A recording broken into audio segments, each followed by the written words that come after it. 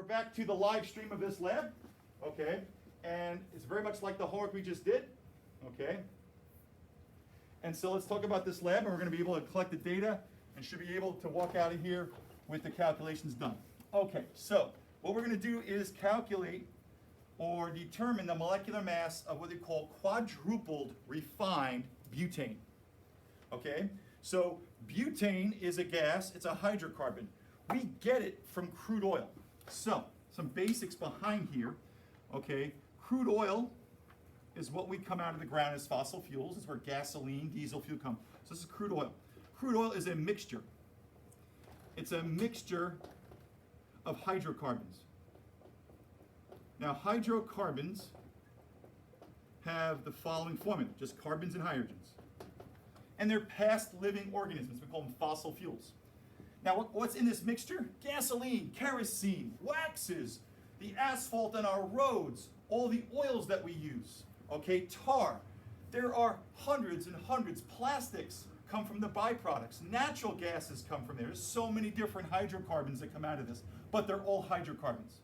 And hydrocarbons are always nonpolar, so any gases that we collect by water displacement is very appropriate. Now, how do we separate these mixtures? If it's a mixture, that means that the molecules, the particles, are not bonded. They're attracted to each other. They're all nonpolar, so they attract each other. So what we do is we heat this crude oil, okay? And when we heat it, we send it up a column.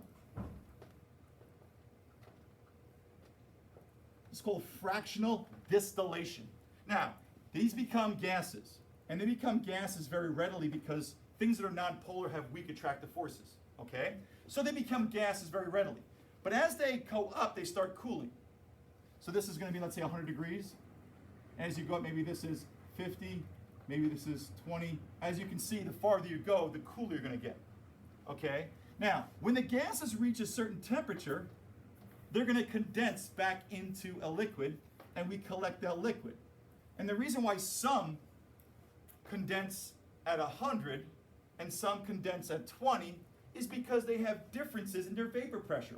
Liquids that evaporate easier, that means they what? Escape each other really well, have high vapor pressure. They tend to boil at low temperatures, or they condense at low temperatures. It's the same temperature. So they'll be collected up here, okay? Things that stick together really well take a lot of heat to boil. So you have to overcome that high heat to boil, but once you get to that temperature again, they'll condense. They'll tend to collect here.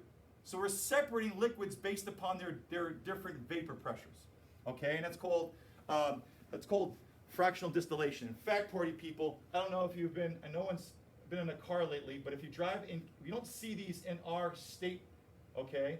But if you go to New Jersey or the Meadowlands, you see these on the left-hand side, okay? And there's a nice picture, what we call a refinery.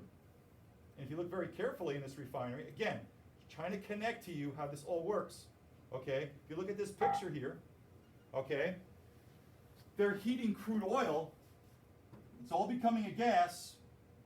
The ones that what, okay, take a lot of heat to separate themselves have low vapor pressure, which means they don't need to cool much to reconnect because they have strong attractive forces. The ones, okay, that vaporize easily have to be cooled to a lower temperature to collect into a liquid. So this is called fractional distillation. In fact, my son, I think we already talked about it, loves to show moonshiners, okay? And what they do is they take the company called mash, let's say corn, and they add yeast to it. Yeast undergoes aerobic respiration, and it uses the sugar of corn, and part of fermentation, it produces the ethanol. Nobody wants to drink that, so they heat the mash, and they give it a place to what? Place to dispense the heat. So they heat the mash. Who evaporates first? The alcohol. It's got high vapor pressure. So it escapes as a gas, goes through this coil, a snake, or what they call it. It dissipates heat, and it becomes a liquid. And we collect it. And that's how alcohol or alcoholic drinks or moonshine are made, by the same distillation, separating a mixture based upon their differences in their vapor pressure, okay? Any case, we'll talk more about this. But, so butane is quadruple refined. The problem with butane is that it is C4H10. There's also C3H8 propane, C2H6 ethane, CH4 methane. Those are very similar to this chemical compound. So they stick together really well. So it's hard to separate that completely, but this has been quadruple distilled for the best or the most economical type of butane you can buy. It's not going to be 100%, so we can't expect it. What is the molecular mass of 100% of butane? Well, there's 4 carbons. 4 times 12 is 48. There's 10 H's. We're doing a molecular mass, right? 10 times the atomic mass of hydrogen is 10. We would expect 58 grams per mole. Okay? I would expect you to be lower than that because you're not going to have butane. You're going to have lighter compounds that have lower molecular masses in this mixture. You can't have 100%. Okay? Just like you can't have 100% ethanol. It's called proofing. Water comes with the ethanol. Water is very polar, so when you try to boil it off, it's impossible to have 100% of it. Okay? Any case. All right? So how do we do this lab? Well, same idea. Okay? The first thing you're going to do is take a can of this butane. All right? You're going to mass it out. Why? Because we're going to mass it out again to see how much grams are missing to know the grams. Think about what we're doing at the end. It's not what we do at the beginning, it's what you do in the end. Molecular mass is equal to dirt over P. Dirt is what? Grams over volume. Don't forget your R is in what? 0.0821 atmospheres liter mole kelvins. This tells you what units you have to. So dirt, temperature. Okay, and we got volume pressure. Okay, so the grams, okay, are going to come from the difference of the can. Okay, we're going to have our trough of water. We're going to take your temperature of the water. It's at room temperature. So that'll be the temperature convert to Kelvin. Easy. Okay, you're going to take a graduated cylinder. You're going to fill it with the room temperature water. And put your hand over it firmly. You're going to invert it. Okay, the water is not going to come out. Why? Because atmospheric pressure can support 30 feet of it. It's not going to fall. Make sure you get no air bubbles in it. Okay? I want you to support it with the pole stand, so use the burette clamp to the pole stand. Okay? Now, we're going to put aquarium tubing to our can. It's a big aquarium tubing right there. Okay? All right. And now you're set up. You take your initial mass of your gas. Now gently you push down. And you want to bubble out the gas until you push out or displace half that volume. That's been perfect. Just go a little slow. If you push too much too fast, you'll what? Bubble it all the way through. Good. Stop. You're done. 2 things you got to do. 3 things actually. Number 1, take off the aquarium tubing, measure your can again. It got lighter. It used something. The difference between the before and after is the grams of the gas. Good. Second thing, take a Sharpie and mark directly on your graduated cylinder the level of the gas. That's the volume. You can't read the volume because the graduated cylinder is not meant to be read upside down. So mark it with a Sharpie. When you pull it out of the water, then you can read the volume. Make sure you convert that to what? And that's what this is. Cool. All right. The hardest part now is getting the pressure of just the butane. Okay. I'm going to take this away. Okay. And I want to show you we have a what problem here. Okay, we have water being supported. Okay, now, here's the issue. I need the pressure of just the butane. Anytime you collect a gas over water, what are you collecting? Water vapor, water gas. So this is a pressure total that has water and butane in it. So to solve for this, for the butane, if I know the total pressure, I subtract out the water vapor pressure. I'm going to give you the table for that. You can get the butane. But I need the total pressure first. What do I know? I'm going to know the atmospheric pressure. I'm going to give you that. Who's winning, the atmosphere or the pressure of the gases in the top part? Who's winning? Who's winning that war? Atmospheric pressure. So to solve for this, there's your manometer. To get this total pressure, I've got to measure in millimeters of water this height being supported. It's winning by how much? By that height of liquid being supported. But you can't do it in water. So measure the millimeters of the water, and we got to convert it to a pressure unit. Pressure unit is millimeters of mercury. Divide by 13.6. Why? Hey, it's supporting that much water because water is light. Mercury, which is the unit we need to get to, is 13.6 times heavier. So the height will be 13 times 6 lower. So divide this height in millimeters of water by 13.6, you've got millimeters of mercury, or torr, and you can convert if you have to. And because this is winning by that amount, the pressure here is losing by that amount. Take this and subtract it from that pressure, you've got the total pressure. Boom. That's not this though. Because you have two gases going with the partial pressure of the what? Ethane. I'm sorry, of the butane. Thinking of the homework. Okay? So what's it equal to? Partial pressure of C4H10, which we're after, plus the partial pressure of the water.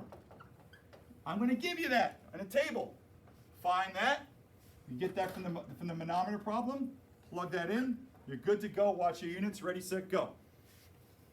Won't take you no longer than 5 to 10 minutes to gather data. Another 5 to 10 minutes to calculate. All right.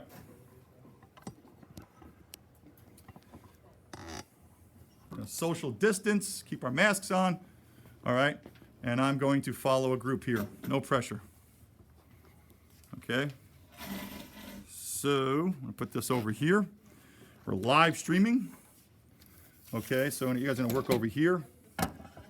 Okay, so the first thing I would do is take your can and get the initial mass of the can. I'm not shooting anyone's faces. Okay.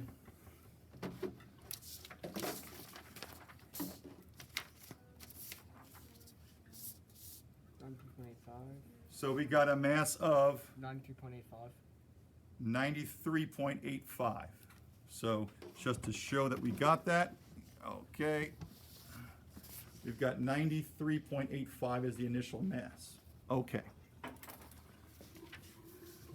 Now the next step is, now that's got some air in it, so I would definitely break that down and do it again. Keep the clamp there. Okay. Now I would use the water that's in the trough. Okay, because the water from the sink is going to be colder. Okay, so the water in the trough is the temperature of the air. Yep. So I would just do the unhook it from the pole stand. Good, and pull it up. I probably just said otherwise. You're right. Okay. Just there you go. Okay. Okay. Okay. Not leave that connected. It makes your life easier. Okay. Take it from the pole stand. I'm sorry if I said the other one. Okay, and just pull it out. All right, cool. Now, invert it. Okay, take the beaker. You had a beaker, but it's moving around. And take from the trough. Fill that up. Move your lab so it doesn't get wet. Okay, and just fill it up to the top. Okay, and you're gonna have to fill it all the way up to the top. Yeah, smaller hands actually help. Try to get a good cup on it. You're gonna invert it. Try to get no air bubbles in it.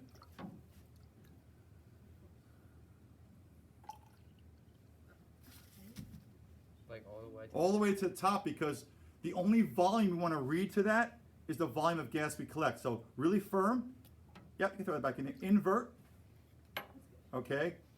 And okay, yep. I would go the other way. Yeah. Yep. Good. Get a hand under the water. Okay. Now you have some error there, but we'll continue. You did get some air in there. Air has a molecular mass of 28.8, so that might drive your volume down a little bit, but you can talk about that. Now, you want to try to support the water column right up to the edge of the water, okay? Because if you have this, that's good. If this is going to be below the water, you're going to have the height of the water contributing to extra pressure. Okay. All right, now, next step is you're gonna have some aquarium tubing that I think some other lab period took from you guys. Is it? Okay, that might be too short. You have to put it like under the Okay. Or this. Here we go. It doesn't matter. You have something? Okay. It was very small though. Yeah, use the tube. So the next step now is to understand that that red little piece pushing down is going to cause you to let air out. So I'm going to take this little valve off, or just gently put it on. I would definitely take it off. Okay, because if you push down on it, gas comes out. If gas comes out, it's going to get lighter, correct? Yeah. We don't want to do that. Okay, so this is your aquarium tubing, and I put the valve sticking in here. Okay, so what you want to do is get that aquarium tubing in here, up here, and then when you're ready, then you press. Okay. If any gas comes out, you get to fill that up to the top again. Is that good? Want me to do it? Just put this on. Okay. I'm not perfect at it either. Yep, there you go. Alright, and then do you want My to do big this? hand doesn't. Try to hold this. So I got some gas in there, but hey, it's good enough. Better with a smaller hand, but hey. Alright, so Okay, I raised it too much. Okay, I hate when I do that. Okay. are we going I wasn't there? happy with that anyway. like how much are we? Halfway, I think.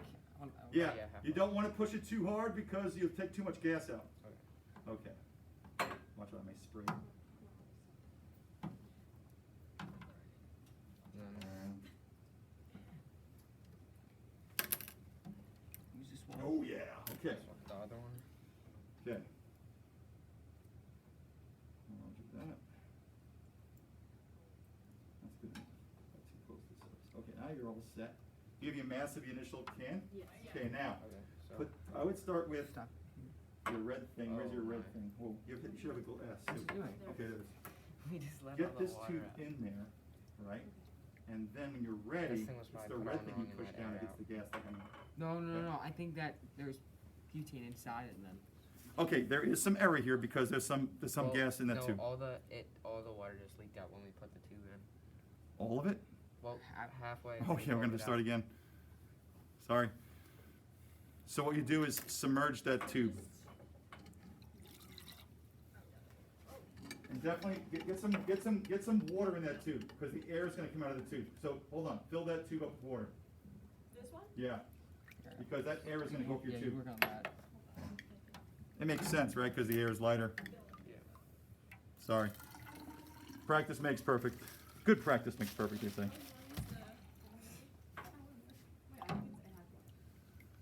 Yeah, definitely sink your aquarium tubing so that it has water in it. That's something I should have told you. Alright, so we just need to sink it right before we.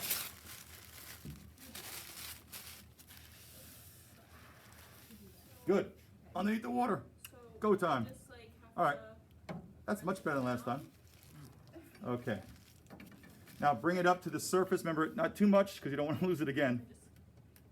Give yourself a couple of centimeters. That should be good. Do I Oh, just, Yeah. what happens first? Righty tighty, lefty Do loosey. I just like, Okay, now you ready to go? Yeah, so now you're gonna push. Now you don't wanna push down because of fluid, right? So you wanna be upward a little bit, These two? okay? Because that downward the these just liquid's the gonna same come in. thing? So all you're gonna do now is Pretty just push.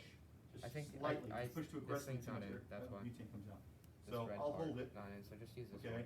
And I just push, actually This you have to red hold one it, is off. oh. okay? And then push toward it. Okay, there you go. Good, keep going. Now you gotta get a It had feel a for it. hole in it. Keep going till you That's get why. halfway down. It's because this red. I think it's because this red thing was like it was all cracked. Okay, let me give you a new one. We Oh, we got. Oh, okay. You know, good, keep going till you get halfway. It 'Cause- like stops. Okay, maybe, let's see here. Alright. It's pushing through, there you go. Oh, you just have to like push it harder. Bottom here. And that'll be that right there. Okay, that's good, you're good. Stay there, That's like way more than halfway. but we'll use it, Okay. okay? Good, all right, now. Separate the tubing from the can. dry the can. Is there water in the can? Yeah. Okay, if there's water in the can, friends, you can definitely use a hairdryer to dry it. Try to wipe it, if any water on the can is gonna do what? Make it Contribute. heavier. Okay, so if you've got water on the can, you've gotta dry that can. Because, I don't know, you can do that. So we're just using the hairdryer. Okay, while you're doing that, somebody should be taking a Sharpie, okay, and marking right on the graduate cylinder the line. You can't measure the volume directly. So take a Sharpie and, yep, mark the line exactly. Because it's calibrated going the other way, you're gonna have to dump it out to measure the volume. So just make the line. Now, don't dump it out yet, okay? Because the total pressure is due to the what? Atmospheric pressure minus the height of the water. You guys have to measure the height of the water now. So would this go right here in number 2, the second massing? Yes. And who cares about the 110 milliliters? Okay. Okay, so put the second massing and then subtract that, and that's what 3 is the total mass that you added. Okay. Okay? Now, student M, grab the ruler and measure in millimeters how high the water is from the surface. Same thing with you guys. Measure with the ruler how high in millimeters the water line is, because you need that for the manometer part of the problem. Oh, I hit it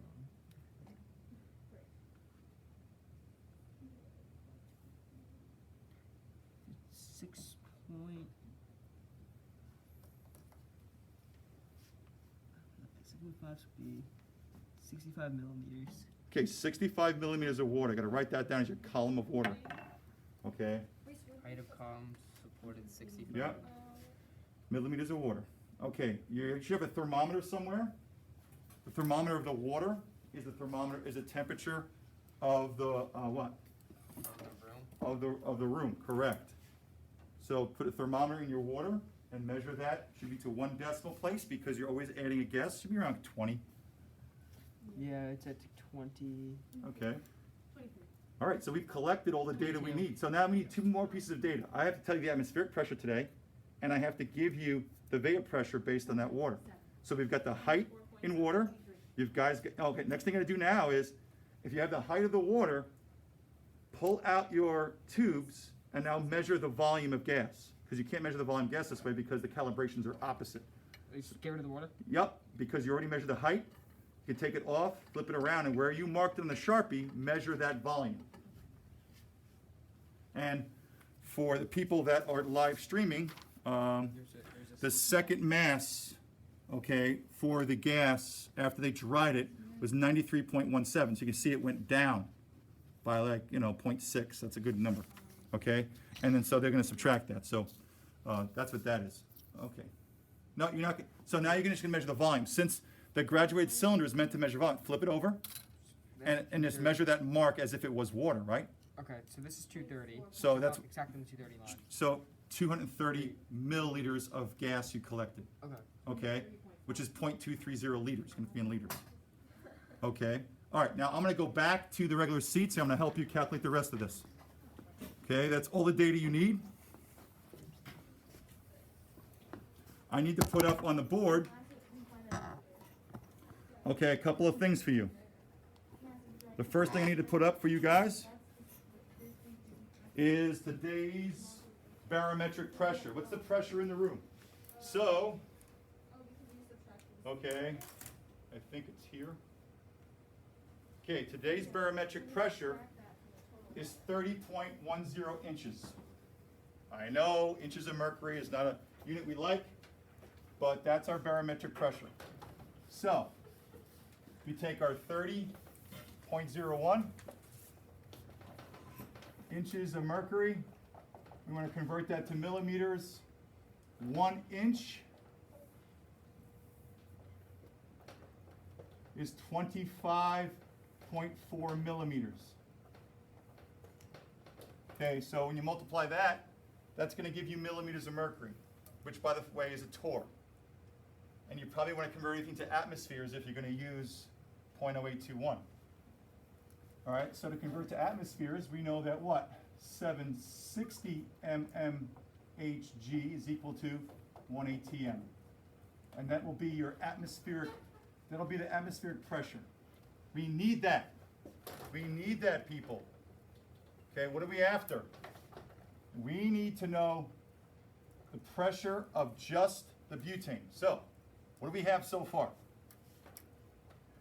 We have the grams. The difference of the can before and after of pushing the gas out is how many grams of the gas. You guys should have that already.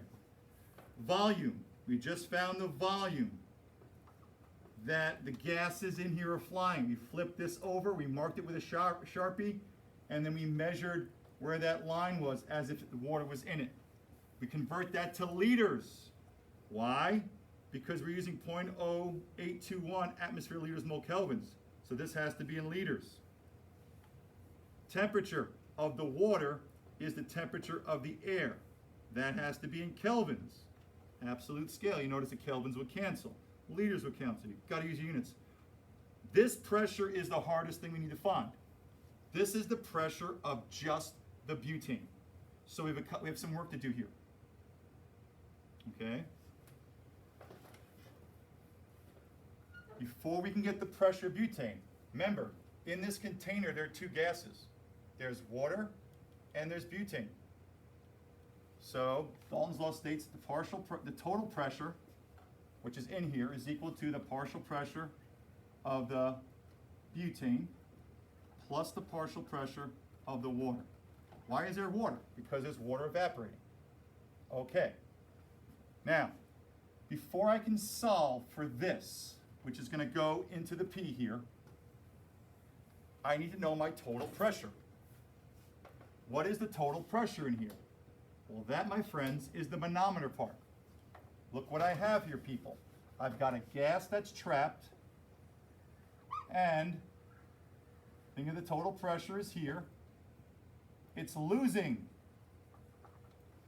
by some height of the water. It's losing. So its pressure is less by that height from the atmospheric pressure. So you've got to convert the height of water to a pressure. Well, you guys should have millimeters of water. That's not a pressure unit, but I can get a pressure unit for that. Hey, we use mercury being supported up a column. Well, because water is so light, it's 13.6 times higher than mercury. If we use mercury to get it, it's 13.6 times lower. Take your millimeters of water you measured, divide by 13.6, and that's going to give you, party people, millimeters of mercury, pressure, or torque. Convert to atmospheres, and now you have what?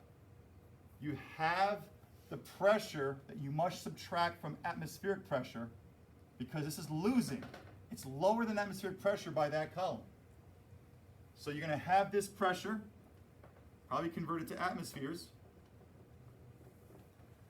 and subtract it from this atmospheric, and that's your total pressure. There's the manometer part of the problem that you saw earlier this week and last night. And that's going to give you this. We need one more piece of data. What was your temperatures? 23.7 degrees Fahrenheit. 20 what? 23.7. 23.7. Okay, 23.7. At that temperature, the vapor pressure is 21.98 torr. Now, what was you guys in the back? 22.2. Notice at a lower temperature, the vapor pressure is low. So 22 point what? 20.078. So for my students at home, the live stream lab, you guys, your vapor pressure is 20.078. That's torr. Convert to atmospheres. To get this partial pressure, you subtract the water from the total pressure. In atmospheres, this goes here, boom, you're done. Okay? Now, I've gone too fast, I have posted a video this weekend that walks through the calculations again, okay? This is not due yet, okay? But you should have this weekend done the calculations. This is just like the homework, okay? In many different ways. So, important that you just get that pressure there. And there's conversions all over the place. And by the way, you should have something close to 58. I'd suspect under, but based on the errors, something close to 58 grams per mole. If you're getting 0.8 or 2,000, you know you're way off. Okay? So check out the video for when we go a little slower to go through the calculations. But mistakes that people are making, they're not looking at their units. I saw people put torrs in here with this number. Make sure your units cancel. Hey, this is going to be in atmospheres. Volumes in liters. Kelvins cancel. The grams in moles over 1 over mole is left standing. Molecular mass is grams over mole. Okay? Homework for the weekend, extended weekend for you guys too, right? Because you guys come back Wednesday, crazy. Okay, you're going to read some notes, watch a lecture, some demonstrations, and there's going to be a form. That form is going to be on auto reply. I don't expect you to get all of it, but you'll get a lot of it, and I'll come back Wednesday for you guys, or Tuesday when you're online, okay? And I'll fix those problems. It's not a very difficult concept, but the concepts are about vapor pressure, water evaporating, which is part of this concept. Have a great weekend.